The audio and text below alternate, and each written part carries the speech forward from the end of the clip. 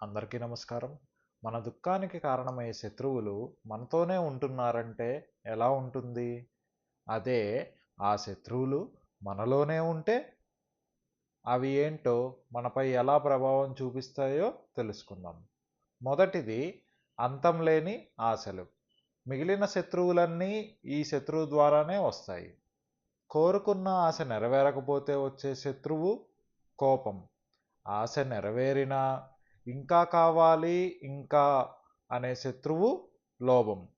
కోరుకున్నది మనతో ఎల్లకాలం ఉండాలని లేకపోతే జీవించడం కష్టమని అనుకోవటం వ్యామోహం.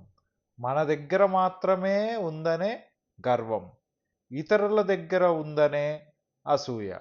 ఇలా కామం, క్రోధం, లోభం, మోహం, మదం, మాత్సర్యం అనే 6 శత్రువులు మనలోనే ఉంటూ మన దుఃఖానికి కారణమవుతున్నాయి. ఒక కథారూపంలో ఇవి మన మనస్సుపై ఎలా ప్రభావం చూపిస్తాయో తెలుసుకుందాం.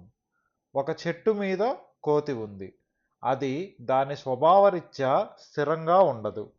అది చాలదన్నట్లు దానికి విచ్చలవిడిగా మద్యం తాగించారు. దాంతో అది మరింత అస్థిరంగా మారింది. అప్పుడు ఒక తేలు దానిని కుట్టింది.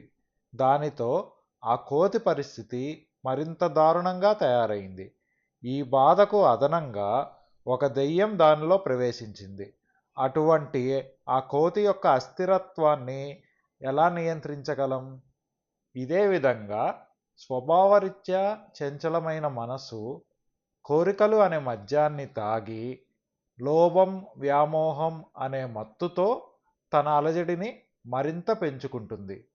ఇతరుల విజయాన్ని చూసి అసూయ అనే తేలు కాటు వేస్తుంది. చివరికి గర్వం, అహంకారం అనే భూతం ప్రవేశించి తానే సర్వశక్తిమంతురాలని భావించేలా చేస్తుంది. ఇలాంటి మనస్సుని ఎలా నియంత్రించగలం? ఈ కామ, క్రోధ, లోభ, మోహ, మద, మాత్సర్య అనే 6 శత్రువులను ఎలా జయించాలో తదుపరి వీడియోలో తెలుసుకుందాం.